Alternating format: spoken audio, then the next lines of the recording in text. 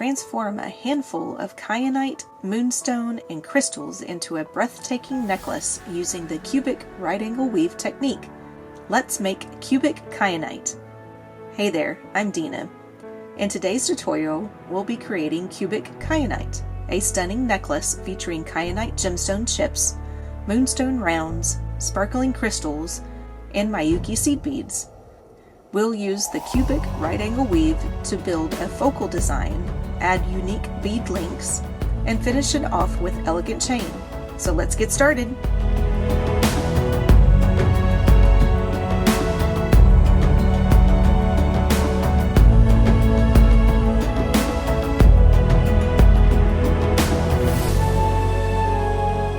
So we're going to start with the beaded portion of the necklace first. We're going to do the CRAW units and then embellish those CRAW units. Then we'll come back and we'll do some extra little portions with some wire and then put it all together and make ourselves a necklace. So the first thing that you need to do is you need to get your chips out. These are the gemstone chips that came in the kit. And what you want to do is you want to make 3 separate piles of equal amounts of your beads. So you just go through, take them off the strand, or you can count them on the strand, whichever one is more convenient for you, and make yourself 3 piles of equal amounts of your gemstone chips. And then I held one off to the side just because I already know that I have one extra one because I've already used all my other gemstone chips in the necklace already. So that way it makes the recording portion of this a lot shorter for me. So after you have your 3 amounts of piles, then you'll want to count one of your piles. That count is going to be the base of your CRAW units. So that's going to be the base amount that you'll need to make. To that base, you're going to need to add 3 more CRAW units to that. For example, I ended up having 25 of my gemstone chips in each one of my piles. So I had a total of 75 beads, 25 in each pile. So I need to make 25 of my base units of CRAW units, but then I need to add 3 more to that to have a little extra on both ends of the embellished portion of it. So I needed to make a total of 28 CRAW units. And I would think that more than likely that's going to be around the same amount that you would end up making too. I would think anywhere between 26 and 30 CRAW units, depending on how many actually comes on your strand. So that's the first thing that you need to do, is figure out how many units that we're going to need. So now I'm going to show you how to do the CRAW stitch. If you're already familiar with CRAW, then you can go ahead and skip on through this little portion of the tutorial, because I'm going to teach you how to do it really quick. But if you're not familiar with it, then stay tuned because I'm going to show you how to do it. So I've already got some thread on my needle, and I've got 2 different colors here of beads. I've got, these are just fire polish beads. They're 6mm fire polish. I figured this would be a little bit easier to show you how to do the CRAW unit since it is a 3D form. So the first thing you're going to do, before I do that, we're going to consider these beads, the purple ones, to be the bottom or the top of the CRAW unit. And then the beige beads or the cream beads are going to be the sides of the CRAW unit. So to start off, we're going to need our base. So we're going to put on 4 of our purple beads.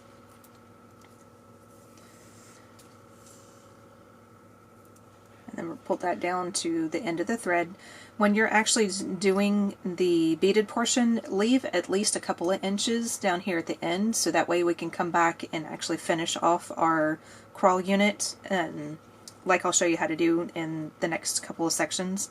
So leave it at least a couple of inches. For this example, I'm just going to leave just, enough for me to hold on to.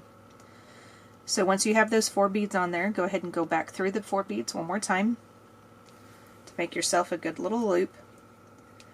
And then proceed back through that first bead one more time after that. And then when you're done with that, you're going to have a little bit left over. Just kind of tug on it a little bit until you have a nice little raw unit like this. So now you have your base. This is going to be the bottom of our cube that we're going to make. So now we need to start making the sides. So now we need to go in this direction basically. We need to go upwards. So to do that, we're going to need to add one of our side beads, because we're going to do the side, and then we're going to need to add a top bead, because that's going to be one of our top or one of our floors. Then we're going to need to add another side bead. So you only need a side, a top, and a side.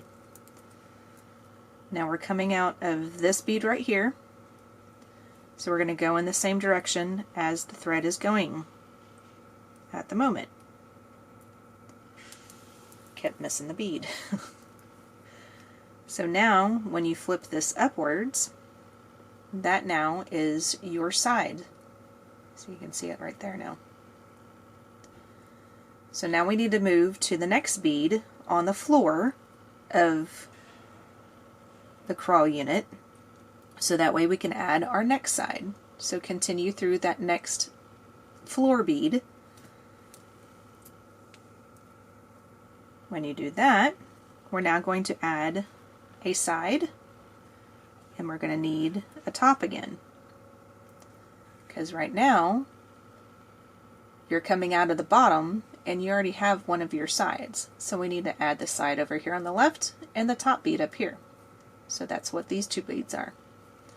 So once you got those two beads on your thread and needle, then go back down from the top to the bottom through the right hand side of the cube, of this floor, if you want to call it that. And then now you have your next side on. To complete this, you need to go back through the bottom bead, and then that completes this portion of the CRAW stitch. Then we're going to turn it in our hands, so that way we can go through the next bottom bead again. So now here, I'm going to cover up the back end, because these three beads back here in the back are that first side that we added. So now you're back to what you had back on this side. You have your bottom bead and you have your right bead. So we need to add the left wall bead and the purple top bead. So put on one of your sides and one of your tops. And then we're going to go back through in this direction from the top to the bottom through the right hand side bead, and then complete this stitch by going through the bead down on the floor again. So now we need to add just one more section. So when you turn it in your hands, you go through the bottom bead one more time, which is your last bead. Now on this side, we already have two side beads. We already have our right and our left. We don't have a top, so that's the only thing that we need to add. So continue through the left hand side, going from the bottom to the top, and add a top bead. And then go like we did on the previous sides, from the top to the bottom on the right hand side. Now we need to complete this stitch, so go back through the bottom again. Now that we have all four sides, now we need to get back up to here at the top and connect these four top beads together. So we're coming out of this bottom bead down here on the left hand side, so continue through the left bead, the left side bead, and then I'm going to turn it in my hands to where all you see are the top beads. So we're coming out in between these two beads right here. So you can either go left or right, depending on which way you want to go. I'm just going to go this way, which would be to the left of where it's sitting. And then I'm going to go through all four beads here at the top. Just make sure when you get down through this fourth bead that you proceed back through the first bead one more time. And then now you have your first CRAW unit done. So now we need to add the second floor to it. So now we have our first floor, so now we need to add our second floor. So now these top beads, or these beads used to be the top beads, now they're going to be the bottom beads of this next floor. So we're going to need to add a side, a top, and your second side. So the first part of each row, you're always going to add 3 beads. Then we're going to move through the next bottom bead. Now we need to add our side and our top. So add a side and a top. Go down through the right hand side bead. Uh-oh. And then get wrapped around your bracelet. Ay ay. Love it when that happens when I'm trying to teach something. Alright, so now you got your beads on there, so now you need to complete the stitch, so go back through the bottom bead again. Like that. Now we're twisted in our hands so we can get to the next bottom bead to get ready to add the next side of this room, of this floor. So I just went through the bottom bead, so now we need to add the left hand side and the top. Go through from the bottom, or from the top to the bottom of the right hand side bead, and you get those beads on. Complete the stitch by going through the bottom, twist in your hands to get ready to add the last section. So continue through the bottom bead. This is the side that you already have your 2 sides to, so go up through the left hand side bead, add your top, then go down the right hand side of the bead, complete this portion by going back through the bottom. Now we need to get back up to the top in order to connect the 4 at the top.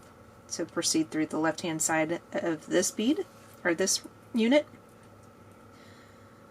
Turned it in my hand, so now we're going to proceed through the left bead over here, and then all the 3 other beads here on the top.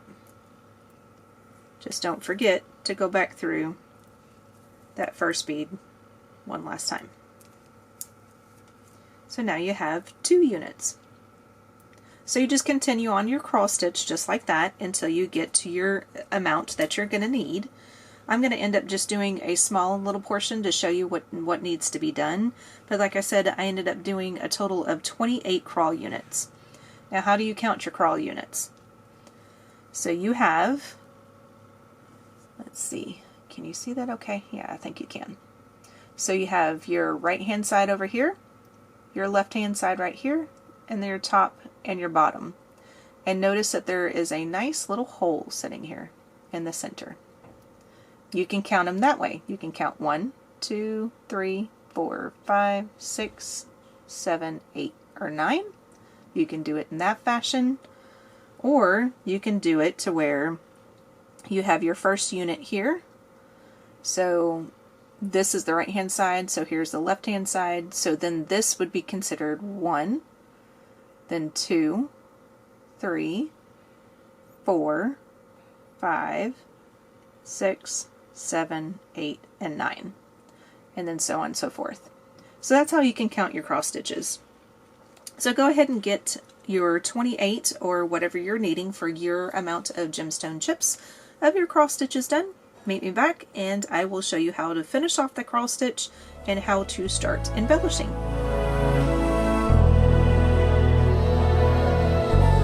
So in this section I will show you how to finish off your cross stitch, and then we'll start doing the embellishment. Now mine is in one solid color, which is one of the dark blue colors that comes in the mixture in the kit. So I just picked out the one dark blue color.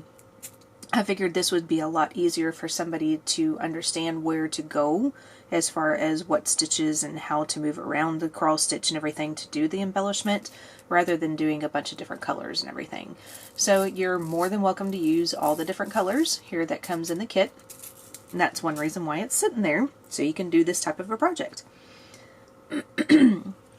So once you get down to your 28 or however many cross stitches that you need to make, we need to add a portion to where we can add a jump ring to it at the end.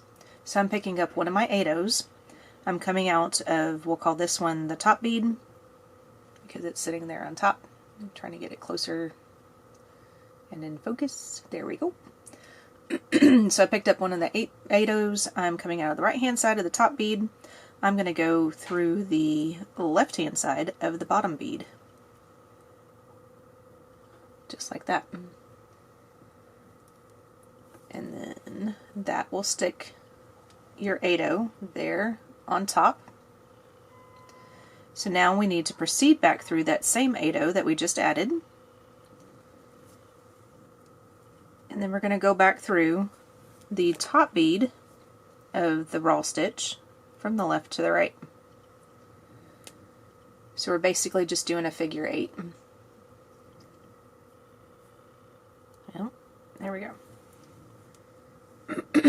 And then that gets your 8/0 there on the edge. And then that's what we will attach a jump ring to, and the little what are those things called? The wire units, the little links. There we go. I'll get the word eventually. The links that we're going to make here in the next little section, that's what we're going to attach the links to, is through the jump ring, and we'll have the link and so on and so forth. All right. So now we need to get to a point where we're going to add our embellishments. So like I said, we have different raw unit, or here's your first raw unit. So we have this one down here. Then your second raw unit is up here. We want to start in that second raw unit. So we're going to get ourselves up to this bead right here. So currently we're coming out of the bottom of the first raw unit. So I'm going to go ahead, since I'm going in this direction with the thread, I'm going to go up through the right hand side of the next bead. So the right side bead. Then I'm going to go across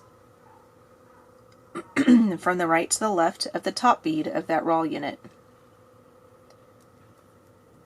And I'm pausing each time so that way you can try to figure out where I'm at. Going through the left hand bead of the next raw unit.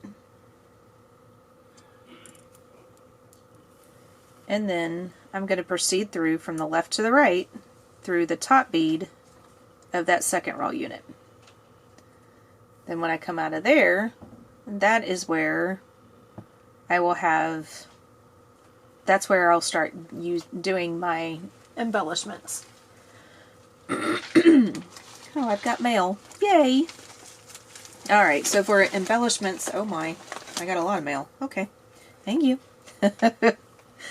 So for the embellishments, I've got everything laid out in piles. So I've got my chips over here, and then I'm going to be adding 3 chips and then 1 extra bead to each of the sides of our CRAW units that are sitting here. So each section is going to have 3 chips, then an extra bead. Then I'll do 3 chips, then the next extra bead. 3 chips, the next one, so on and so forth. So we're coming out of that bead right here. We're going to pick up one of our chips, because like I said, we're going to start off with chips. Then we're going to pick up one of our 15-0s. And we're going to add this to the unit. Go back through the chip, skipping the 15. And then I've turned this on the side now. So I'm coming out of this bead right here. And I want to move to the next bead in line. So I want to go through this one right here. So each of the top or bottom beads, however way you want to put it, is where you're going to put a gemstone chip or one of your extra beads in between. Now I would suggest on this first round, after you get your gemstone chips on, I would suggest to go ahead and make a 1/2 hitch knot afterwards. So just go underneath one of the thread bridges that's sitting there, make yourself a little knot or a little loop, and then go through that loop with your thread and needle and then pull down to make yourself a knot. And that's only if this particular gemstone were to break and or chip off, then your piece won't start falling apart automatically. You'll have a little knot every once in a while, and then that way it should help to kind of keep it together a little bit longer. Plus we're going to go through these one more time too, so we're going to have the extra thread path through it anyway. So we're coming out of this bead right down here. We want to go through this one right here after we add our next chip. So get another chip on your needle with another 15-0. Bring that down to the product. Skip your 15, go back through the chip. So we're coming out of this one right here. We want to go through this bead right here. And then when you do that, you can pull that tight and you've got your next chip on. Don't forget to make a little half hitch knot. And that's just for security. Pick up your next chip. Your next 15. Pull it down. Do the same thing. Skip your 15. Go through the chip. Go through the next 8-0 that's in line. Like that. Pull it tight. Make your half hitch knot. And then we'll do this one more time with one of the extra beads. So we'll pick up one of the extra beads, pick up a 15, same process, skip the 15, there we go, get back in focus, skip the 15, go back through the extra bead, go through the next 8-0 in line. Now this one you can go ahead and make a half hitch knot if you like to, or you don't have to, whichever way. Now what I would suggest is to go ahead and go back through your gemstones, at least your gemstones, one more time. I went ahead and went back through all 4 beads that I added, and I end up coming out of here right at this bead there again. So I would suggest to at least go through your gemstones one more time there again, just to help with that security. For a lack of time, I'm just going to skip that portion at this moment, but go ahead and do that. Once you get done with that portion, you're going to be coming out of this bead. So I'm going to show you how you get set up for your next round. So you're coming out of this bead right here. You want to follow your crawl unit. So you want to go through the bead that's to the left and on the top. Now hopefully I don't lose anybody, but I'm switching it in this direction. And then this bead right here is the top of that next unit, which is kind of hidden by that gemstone chip right now. But you can kind of see that the right hand bead of this unit that I'm looking at is right here on my right hand thumb. The bottom bead is down here, the left bead is where my needle's going through, and then the top bead is kind of hidden by both of those gemstones. But you want to be going through that left hand bead, and that's your next raw unit. When you do that, you're now set up to start adding your chips again. So pick up a chip, a gemstone, chip and 8-0, sorry. Not an 8-0, that is a 15. Okay, chip and a 15. Go back through your chip, proceed through the next 8-0 in the crawl unit. When you pull that tight, then you want to go and make your half hitch knot. Now, if you do it in this fashion, when you get done with this second portion, it'll end up making your extra beads be in a different spot on your cross stitch. I'll show you that in just a second. So that way you don't have all your extra beads in one place on your necklace, which is fine. If you want that to be in that fashion, you can always do it that way. I just chose to do it this way, so that way you didn't have just a line of extra beads going down the necklace. You'll have just a little bit of a difference to it. It'll be kind of zigzaggy in a way. So then that was my next gemstone chip. Go ahead and make my half hitch knot. So now my next one to add is going to be the round moonstone. And then pick up your 15. And then when I add the moonstone onto here, and then I go back through everything one more time, then you would move up through the bead that's here on the top, this one right here. Then I'm going to twist the unit again, Then you're going to go through the bead that's here on the left, because your right hand bead is hidden underneath here. So your right hand bead's right over here where my right thumb is sitting. So you want to go through the left hand bead, and then that gets you set up for your next row. And see how on our first row, our extra bead is here. Our second row, our extra bead is here. Then when we get done, on our third row, our extra bead is going to be sitting in between these two portions right here. So that way it just kind of twists around the bead, around the necklace and everything. Ends up looking kind of neat. At least I think so. I've already got quite a bit done, and then all I have to do is just finish out these last couple of sections. So go ahead and finish out your necklace in this same fashion. Just be careful that when you're going back through your beads, whether it's the first pass or even the second pass, just make sure you're not wrapping around anything. One of these beads, I don't even remember which one it was now, because I've already tried to fix it. But one of these beads, I think it was this one, it actually had, yeah, you can see some extra thread sitting there. There's some extra thread that's just kind of hanging out underneath that gemstone. This, when I went through the second time, it actually wrapped around this seed bead sitting here. So I had a little extra thread sitting there. If that happens, all you have to do is just kind of take your needle and then just work your thread, you know, just kind of loosen it up a little bit. Yes, that little portion is going to be looser than some of the other portions. See how this one's kind of pulled apart or pulled away from the necklace a little bit. You can see the looseness of the thread sitting there. So that will happen. Just try to not have that happen. Just be patient with yourself and take your time with it and everything. If you see that, you can always do what I just did, just kind of loosen up the thread. Or you can actually take a second piece of thread when you're done, and you can just go back through those couple of beads one more time and tighten it up a little bit more again. That type of thing. But go ahead and finish up this portion of the necklace and see how flexible it is. It's really kind of neat. I love how it looks. And then once we get down to this end, you will end up adding your 8/0 in the same fashion that we did at the very beginning. So if you need to, go back to the beginning of this clip and then figure out how to get your 8/0 on this side, and then we'll be done with the beaded portion of the necklace.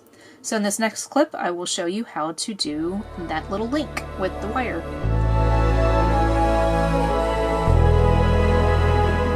Alright, so now we're going to finish doing a second link. We're only going to do 2 links. You can always make more if you'd like, because you end up getting 10 of each of the cubes. You've got the kyanite cubes, and then you have the moonstone cubes that you get in the box. So I'm just going to do 2 links. They're going to be about 1 inch or so in length. So if you're wanting to do a 16-inch necklace like I'm doing, then the beaded portion was about 5 inches. Then we're going to make 2 of these that are going to be about 1 inch. So then the chain would be 4 inches, if I remembered correctly. Yeah, 4 inches on each side. So then they would be the same lengths as I have listed at the very beginning of the video. If you want to do a different size, you can always add more links to it if you want to do that, or you can add more chain, whichever one you want to. So we're going to start off with some craft wire. We're using 22 gauge craft wire, and I just have a 6-inch piece already cut off the spool. You can always work with the spool if you like to, but I'm going to do it this way just in case somebody does not like to work off the spool. So with me, you can use a bead stopper if you want to, or you can just make yourself a little loop. Aha, keeps flipping out of the pliers. But make yourself just a little loop at the end, so that way your beads have somewhere to go and they don't fall off at the end. So go ahead and pick up one of your kyanite cubes. I have just 2 each for each link of the 11/0 seed beads. Now these are the light sapphire matte silver lined color that's in the mix. So it's one of the mixes, one of the colors in the mix that came in with the kit. So I just picked out 4 of those, so 2 for each of these. So after you have your seed bead on, pick up your moonstone cube, put another seed bead, and then in with the kyanite cube. Now, what you'll want to do is we're going to go to the other end down here, and just a couple of inches down or so, somewhere around in here, we're going to want to make a little loop. So we're going to want to go backwards with the wire. So where do you know where to make that loop? I always hold the topmost bead up to the edge of my pliers. Make sure that the left-hand side of the pliers is right up against the left-hand side of the bead like it is here. And then that's where I know I'm going to push over with my wire. Just like that. So you have a right angle that you made with the wire.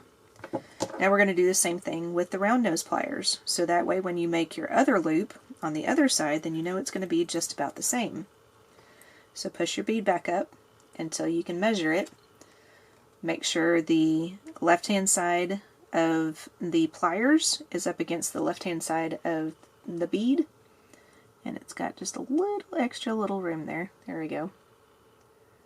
And then that's where you know that you can pull or push your wire back over the top loop like that. The top of the pliers. Now loosen your pliers up and change jaws. So now the top becomes the bottom pliers. And then continue with your loop to the back. When you do that, you now have a little loop that looks like that. Now we're going to go ahead and close off both loops because we're going to use jump rings to attach. So I'm going to hold on to my loop in my chain nose pliers, and then I'm going to wrap this little small portion around the neck of this wire, and I'm going to do that 3 times. So that's 2 rounds, and then that's number 3. And I do it slow because I'm still practicing, still learning, still trying to make sure that it's looking nice and pretty. Then take your pliers, make sure it is flush side towards the product, and then cut off that excess, and then put that aside. If you need to, take your chain nose again, or needle nose, and just punch in that last little bit so it doesn't stick out or anything like that and get caught on clothes or anything like that, or scratch your neck. Now what you want to do, push your beads all the way down to the loop that we just made. Now we're going to measure off just about 3 finger lengths of wire. That's why this little extra is something that, like I said, you may not need the 6 inches, just kind of depends on what you're comfortable with. And then go ahead and cut off that flush side towards the product. And I'm going to save this for another project just in case I need something small. Then we're going to measure just like we did with the first side. We're going to put the chain nose pliers up against the topmost bead until the left-hand side of the pliers is right up against the left-hand side of the bead. Then I'm going to push the wire across the pliers to make a little right angle weave. Right angle weave. Then we're going to do the same thing with the round nose. Put the round nose back in there until it is lined up, left-hand side up against the left-hand side of the bead, like that. And then we're going to push the wire up over the top jaw till it touches the other side. Loosen the jaw, make that top jaw become the bottom jaw by moving it, and then continue the wire wrap around until you get to the back again. And then that creates your next loop. And just like I said before, we're going to go ahead and close these loops up. So hold on to it with another pair of pliers, and then wrap until you get 2 or 3 loops around. There we go. Make sure that it's loose enough to where the crystals or the gemstones can still kind of move around a little bit, to your liking at least. And then go in flush side towards the product and cut off your excess. Then take your chain nose or needle nose and then punch in that last little portion so it doesn't get caught on anything. Now the last thing that you need to do, which I forgot to say this before we made our second loop, we want to make sure that our loops are facing in the same direction. So I ended up doing it just right. So I have both loops facing me. if one of your loops is facing like this direction and then the other one is facing that direction, then all you have to do is grab 2 sets of pliers and then twist until you get your loops in the same direction. They don't have to be this way. They can be this way if you want to. They can be the opposite directions. I just feel like that's probably going to work the best for the necklace that I want to make. So that's how you do your links. So go ahead and make as many of those as you would like. Like I said, they're going to be about 1 inch or so in length. So that will kind of help you gauge how many that you want to make. I'm going to go ahead and get my links out plus the rest of my necklace pieces, because in the next clip we're going to put the necklace together.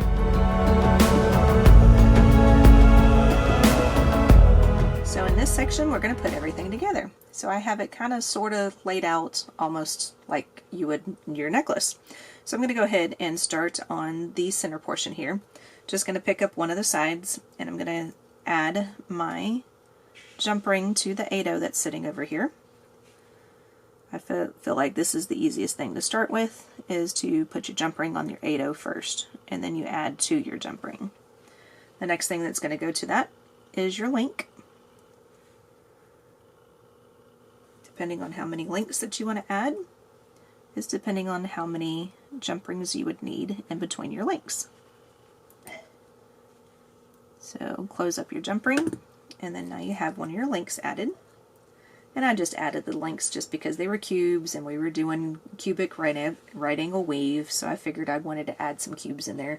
That's the only reason why I'm adding cubes to this. So go ahead and add your next jump ring to the other side of the link. And then this is where our chain is going to come in. So I'm going to make sure that I'm going through the bottommost link of the chain. This is chain that came in the kit also. And then add that on. And then I decided to go ahead and use a lobster clasp for my clasp.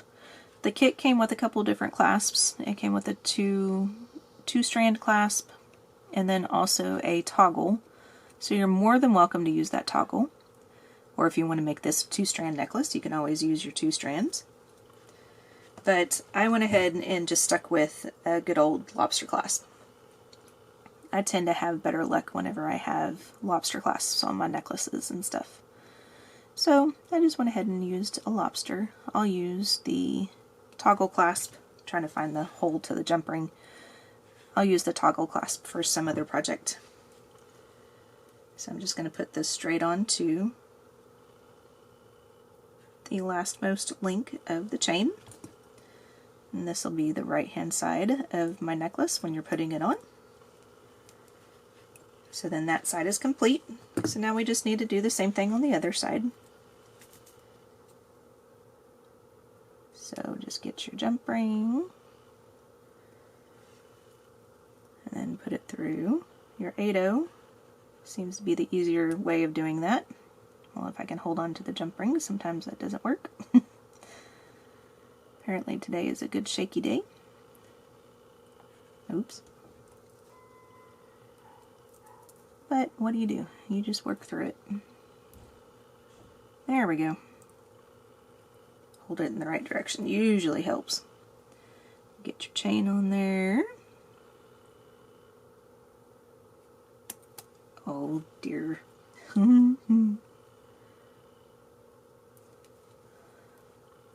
Yeah, you're gonna be stubborn today. Let's not be too stubborn, okay? Let's get this done. No, stay on there. I tend to have a lot of pep talks with my jump rings, just to make sure that they're gonna work for me. Okay, and see, I'm doing things wrong. It's not even supposed to be that. Maybe that's why the jump ring didn't want to stay on. Okay, we need to add a link first. So, get your link on there. So that's probably why the jump ring didn't want to stay on. It's telling me it's the wrong thing. Alright, so now I got my link on. So now we're going to get the link, or a jump ring on the other side over here. See how well this one stays on. This one probably stay on better because it's telling me it's the right thing. Alright, go through your bottom link of your chain and then close that up. Now we're back over to this side. I have one large jump ring that's sitting here that my lobster can connect to, and then I have just an extra extension chain. I just got some extra curb chain out of my stock and cut off a 2-inch link, and then that way it would give my necklace a little bit of length to where it'll be around a 16-inch, and if somebody wants to make it a little bit longer, they could. So after you get all of that together, then you have a completed necklace that we made from the Gemstone Orphanage's Princess kit that is featuring the sodalite, and in this one we use the kyanite and moonstone.